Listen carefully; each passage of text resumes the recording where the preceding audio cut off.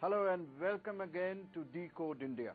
We try and bring issues in front of you to discuss with some eminent person who's closely involved either in the creation of the issue or is an expert on the subject.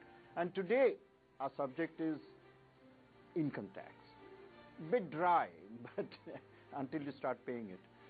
And to discuss this we have I'm hesitant to say that I call him in the capacity of a politician, because he began his career as one of the finest academic minds, not just in India, but actually in the world. He was at Harvard. Until recently, he was still teaching at Harvard. Subramanian Swamy, who is with us today, Dr. Subramanian Swamy, had not joined politics, would he have been today Dean of Harvard? Would you?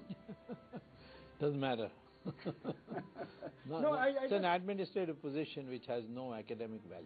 Would you have won the Nobel Prize for economics? Well, that was predicted by my teachers, who themselves got Nobel Prize. And one of the joint papers I wrote with Paul Samuelson on who got the Nobel Prize? Who got the Nobel Prize, in fact, first, when it was instituted. When he and I jointly authored an article on a research paper on index number theory. The wide impression was that if I subsequently followed up with that and wrote a book on the treatise on index number theory, I would get the Nobel Prize. But then I decided to come back to India. And the index theory, index numbers theory was what, precisely? Quickly, I mean... You see, it's a theory basically on how to construct a index number. Well, all right, I'm sure... You know, you don't really understand what he said because I didn't. However, we have brought him here to discuss an idea which has sort of emerged from a submerged position in Indian politics. Yes. It's a very interesting idea, very interesting. I don't know if it's workable or not, but basically the idea is that India can survive and do so very happily without any income tax. Right? Personal. No, yeah, that's right. This is not a new idea for me. I've been advocating it for a long time. The issue is this. Why do we impose income tax? We impose to collect resources and to say that there should be some equity, because we then make it a progressive income tax. This is the argument. Now, both these arguments become hollow in the Indian context, because the collection of our income tax is so terrible and is so subject to corruption and other things that there is no equity principle in today's income tax. In fact, you find it's basically the middle class which pays the income tax. Most of the rich people have chartered accountants to tell them how to make the exemptions. Now, decoding that means that the rich cheat. Of course they do. No one in their right mind would pay this kind of income tax, you see. But our income tax is only 40%. Right? Well, it may be 40%, but the question is the alternative uses of money is so fetches such a high return that even 40% is quite large. Britain has 50%. Right? Yeah, Britain has, but they have very little alternative opportunities like we have in our country. What are the alternative opportunities? Oh, the use of money in real estate, the use of money in manufacturing, the use of money in exports. So basically what the goal is that if you abolish income tax, then the rate of saving will go up. People will save more. If they save more, there will be more investment, which means more growth. In fact, you would get back some of that money through the indirect tax system, because the growth has grown, so the sales will increase, and the sales through that you get the excise. So basically what you're saying is, because this is a culture of black money, yes, because it's a culture of evasion, yes, because this country is so corrupt, yes, you might as well abandon a good idea. No, it's not a good idea, because today how many people pay income tax? 30. Because it's a culture of evasion, yes, because this country is so corrupt, yes, you might as well abandon a good idea. No, it's not a good idea, because today how many people pay income tax? 32 million people. Now, of this, only 40,000 pay more than 40,000 have more than 1 crore a month income.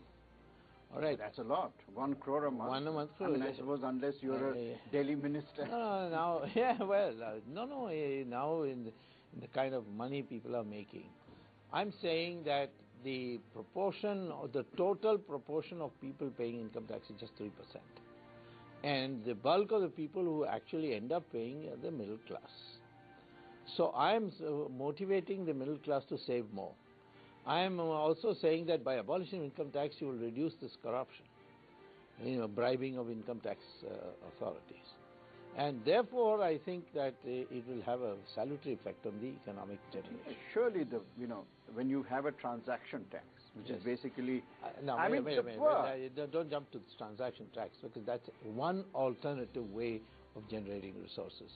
That's still under discussion. Income tax abolition is something that will make the people very happy, because not only they have to pay income tax, but they have to suffer the indignities of the income tax officer. So shall I say that Swamy, the great crusader against corruption, has now formally bowed his head towards corruption and said, if I can't abolish it, I might as well live with it? No, I would say that I am being more practical of how to minimize corruption. One way is to catch people, particularly those who fool around with our licensing system and our natural resources and the allocation of resources. And on the other side, to see that you have systems which people can obey happily. That is it's not a question of buckling to corruption. It is efficiency. In fact, for a long time, for instance, one of the most premier industrialists of our country didn't pay any income tax till 1996. We shan't mention his name for fear of libel. I can mention his name if you like. Yeah, There's Dhirubhai Ambani. He didn't pay any income tax till 1996. And that was perfectly legal, of course. Yes, because he had all these exemptions and willing officers to say it is genuine. So I think what I am trying to do is clean up the system. And the cleaning of the system is not only by putting people in jail. They are also incentivizing them to be honest. Yeah, but we are not really in a regime, frankly, of say Y.B. Chavan or Indira Gandhi, in which you reached the absurd proposition of 102% income tax. That's because of wealth tax. That's gone. You see, today in India, agricultural income doesn't have income tax. There are lots of other areas where there is no income tax. So why this only on this 3%? When you have exempted so many categories. How much revenue would you lose in the first year if we abolish income tax? 2 lakh crores. Yeah, and where are you going to get that 2 lakh crores? Because the government of India's current account deficit is not something to write home about. Well, we have got 3G and 4G auctions coming up. Yes, then you will get 4. And once you auction coal blocks, you will get 11 lakh crores. That means 5 years you can do without it. Yeah, but all that will happen before you come to power. Oh, you mean auctioning of coal? No, not at all. Only for 4 months. Even the cancellation has not taken place. The court has said that we are considering it. But I think spectrum is being auctioned before in the life of this government. But we have to. You think the demand for spectrum is going to just die with one auction? There will be more auctions, and then there will be other generations: 3G, 4G, 5G. 4G is still to come. You see. So why do some members of your party, the BJP, call your ideas regression into Vedic times? Well, I mean, criticism is always healthy, but the fact of the matter... Always is the first time I'm hearing always. Yes, criticism is always healthy because you are alerted to what you're facing. But I think, you see, the issue is, today if you took a poll, I would say 90% of the people would welcome this. 90% of those paying taxes. But what about 90% of those who are not paying taxes? And what about the poor? Who think that their tax, your taxes, my taxes, are actually going into their welfare? If I tell the poor that this will lead to reduction of corruption, they will accept it. They won't believe you. I don't know. You see, I have told this in the time we brought economic reforms. If you remove our quotas and licenses, the people will object. Not at all. The boom in the economy was such that the people welcomed it. Today, reform is something which every party accepts, including the socialist parties. So I don't think, you should not think that the poor have no intelligence. There is one party which doesn't accept reform. We've forgotten that. Which party is that? Aam Aadmi. They don't have a program on anything. I have confronted them. I've confronted their recent high society ladies and gentlemen who have joined the party. What is your program? They don't have a program. They don't have a policy. They have events, you see, like sleeping on the road, or breaking 144, or promising water which they can't deliver, or promising electricity cards which they are not able to implement. So I think Aam Party is not to be taken seriously as far as governance is concerned. I have thoroughly investigated them and come to the conclusion that they are Naxalites. And I've been saying this not now, from day one. You see, take any of their connections. You look at it, their manifestations of it. That Binayak fellow who was in Chhattisgarh, I mean, they went all hog. Look at their stand on Kashmir. I mean, that is the fact that in organic unity of India, they don't accept. They are in favor of... organic unity of India, is that different from the geographical unity of India?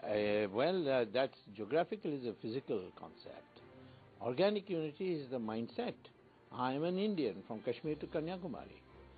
But if you say, no, we are different people, we are multiracial, multilingual, multi-this thing, and each of them have a right to secede, like in Kashmir, Prashant Bhushan said, that means that you are a communist, because that being the standard communist line. To be fair, the communists as exist in the formal parties of India, yes, they don't accept the secession. No, but they are not, the formal communist parties are not Naxalites.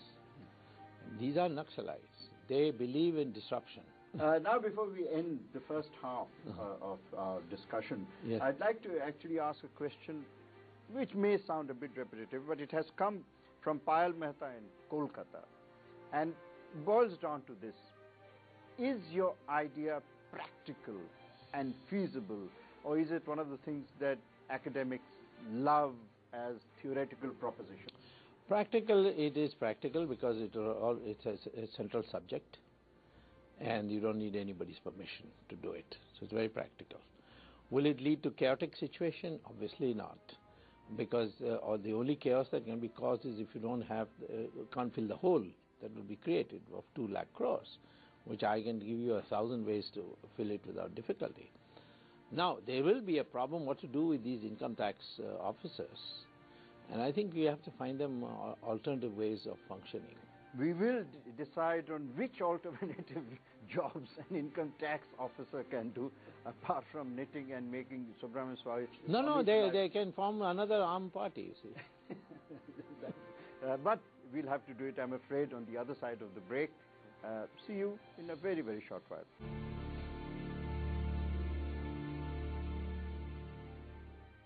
Welcome once again to Decode India, and as you know, at least those of you who have been following us, know that today our guest is Dr. Subramanian Swamy. We did mention income tax officers. That was a note on which we paused. And Arvind Kejriwal, of course, yes, is a former income tax officer. What alternative job would you suggest for Kejriwal? Well, Kejriwal, I think now is run himself into a dead end, and I don't think there's anything else except for him to retire once he's thoroughly exposed and discredited.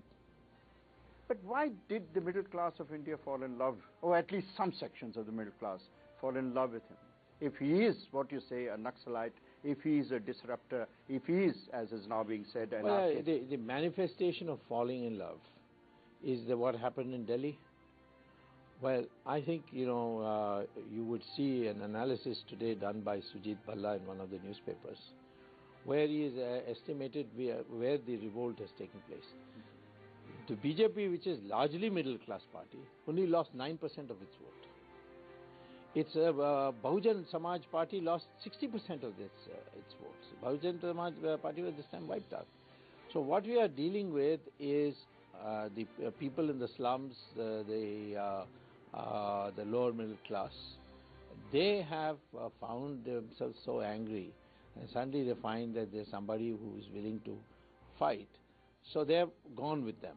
Now, how long they will stay with them will depend on whether they are able to deliver. They promised them 700 liters of water. Now they are saying, no, you have to have a meter. Now in the slums, there is a lot of anger on this. Similarly, I would say that the people who came in a flush of, the high society people who came thinking that this is something new, they are also woken up. And third is that there were people who really thought they would do something about corruption. Then they find that after saying so much about Sheila Dikshit and 370 pages and Vadra, they are not doing anything at all. It's totally silent. So they are now calling Mr. Kejriwal as Mr. U-turn. I call him Mr. 420. Why did why was the BJP unable to mop up this anger and absorb it within its support fold? We were the largest party. No, in Delhi. Yeah, that's why I mean, but Delhi. Surely, I mean, the great collapse of the Congress should have benefited you. You should have been in the forte. I would say that if we had, for example, take Balli's case, where the Akali Dal told me that that is the seat they didn't want.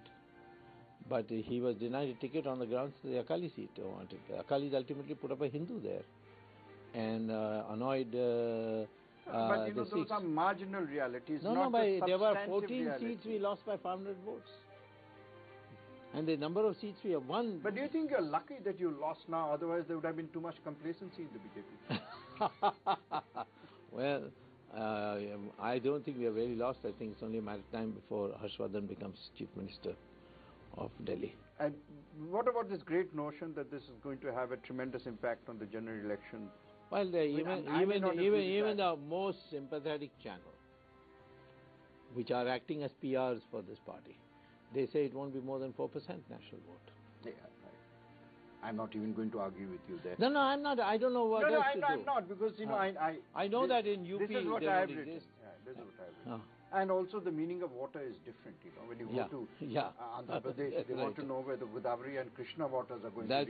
That's right. Not whether you're given 700 liters to the pampered city. That's right. Or to a pampered upper middle class. That's right. Now, back to corruption. Yes. You've been very vociferous. Yes. Whatever. That's right. Not whether you're given 700 liters to the pampered city. That's right. Or to a pampered upper middle class. That's right. Now, back to corruption. Yes. You've been very vociferous. Yes. Whatever. Yeah. In the courts, in public media, social media. Yeah. Why did you fail against Chidambaram? Well, I think he was your target. I didn't fail. I think I failed. No, it's still my target. I don't give up that easily. I didn't fail. I think the courts failed me. Because... Isn't that a bit presumptuous? No, it's not presumptuous. I'll explain to you. The courts may be looking at a larger picture than I was looking at. I was looking at him as an accused or a potential accused. I had said that he enabled the companies like Swan and Unitech to sell the license they got cheaply to foreign companies at 8 times the price they paid the government of India. Now that comes strictly within Part 3 of Section 13, Bracket 1, Bracket D of the Prevention of Corruption Act. I don't have to prove under that section that he took a bribe. And my petitions were rejected both at the trial court level and the Supreme Court that I did not prove that he took a bribe. And I have pointed it out to them that I never claimed that I have proved it. I never claimed because the Section 3 Part 3 doesn't require it. But the caveat, it's entering a caveat, surely. I mean, if you can't prove that he had taken a bribe, why should he be held up for corruption? You might say he made a mistake. That is what the Prevention of Corruption Act says, where something has been done which is not in the public interest. It's sufficient. And there's a High Court judgment, division bench judgment, which has gone into it. Against who? It was Runu Ghosh, was that Sukhram case, where they argued the same thing, that this also requires to prove your bribe. And the High Court has said that you don't have to. Well, we are moving now very quickly from the court of the judicial magistrate as well as the court of supreme and high judges to the court of public opinion. Yes. Do you think Chidambaram will win his next election? Did he win the last one? It was a fraud. Yeah, I mean, the election commission said he did. Election Commission, because the returning officer gave him the certificate. But what has the Madras High Court said? They framed the charges. And there's delay, there's no question. But even after this present term ceases, if he's convicted in that matter, or his election is set aside on that matter, he will be, he cannot contest for 6 years. So that danger is still there. But today, he is not able to find a constituency to contest from. He could perhaps try Pakistan, because he was the original author of Hindu terror. The Pakistan is mighty happy that Samjhauta Express is no more the work of LET, but that of Hindu terror. So it's not a question of his thing. You have to go to Tamil Nadu and find out what they think of him. You travelled to Tamil Nadu? Yes, I have. What have you found out? I found that he's the most unpopular man that ever was born in Tamil Nadu. Why can't the BJP take off in Tamil Nadu? Because they make the mistake of looking for allies. And the people, the moment you do that, then they go back to Ms. Jayalalitha. The Hindu vote is growing in Tamil Nadu. But it goes to Ms. Jayalalitha because she is, whatever she does, she is ultimately seen as a person who is Hindu-minded. All right. Now, BJP can cash on it if it wants, if it contests all the seats alone. And that requires a little nerve. But in the interim, because of these alliances that were done by Mr. Vajpayee and then later on by Mr. Advani in 2009, these have created a situation where the sheen of BJP has worn off. So you think the BJP remains a Hindu party which has no interest in Muslim vote or Christian vote? It has fallen between two stools. It's neither a Hindu party nor regarded as a secular party. Secular by the usual definitions, not by the enlightened definitions. So that means it has no hope this time? Well, no. There is one new factor which I don't know how it's going to translate, and that's Modi. He has won the imaginations of people. Now, maybe when they go to the polling booth, they'll say, maybe BJP is not all that good, but let's not disappoint Modi. So, Modi factor may swing some seats. You're saying may, you're not saying will. Because I don't know, you see, you must have workers in the polling booth. You must... you're talking only of Tamil Nadu. Yes, I'm talking of Tamil Nadu. Sorry, I thought you were talking nationally. Nationally, I think because of Modi, we'll get majority. 300 seats. They say 272 plus, I'm talking of 300 plus. And I'm basing it on the sentiment I saw. You do remember the last time BJP thought it was going to get 300 seats was 2004? No, but I remember the last time when the now BJP leaders thought that they won't even get 100 seats and they got 340 seats. That was 1977, the Janata Party. The Janata Party. Yes. But that is surely much more than the BJP. No, let me tell you, the analysts all said all these five parties add together only 22% of the vote. And they only explain 27 seats in Lok Sabha. Where is this all expansion going to come from? And we got 43% of the vote and got 340 seats. So you think a quantum leap of that order is... This time much smaller. That time it was from 22 to 340. This time it will be 115 to... that is the BJP alone, 115 to BJP alone will be 300. And where does that leave the Congress? Congress is, I would be surprised if it crossed 50. They are a demoralized lot, they are thoroughly discredited. Maybe they'll have a race with the Arm Party. Yes. Well, if nothing else, you must admire your chutzpah, as the Americans would put it. But before we end on that highly chutzpah note, there is a question from Subbarao from Chennai. Yes. And the BJP first suggested single tax for the country, but then withdrew. Mm-hmm. Why has this not been looked at seriously?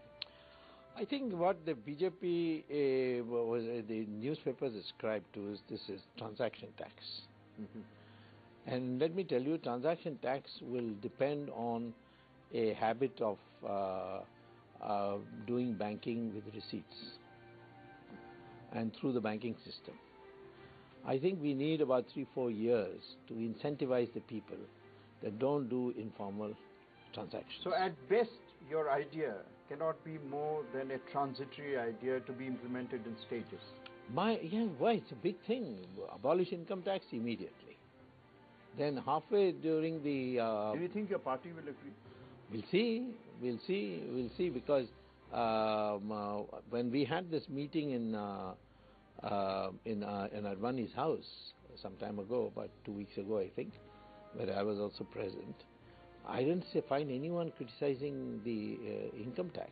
They were only talking about the transaction tax and the center-state relations and the impact on the people when being forced to do paper transactions. Thank you very much, Dr. Swamy. You will run out of time, but I can't resist a last question. What is going to be your portfolio? I'll have to go and talk to God and find out. Well, I think when he talks to God and God answers, we shall let you know in Decode India. In the meantime, thank you very much, Dr. Swamy. And thank you, viewers, and see you soon. Till next time, bye-bye.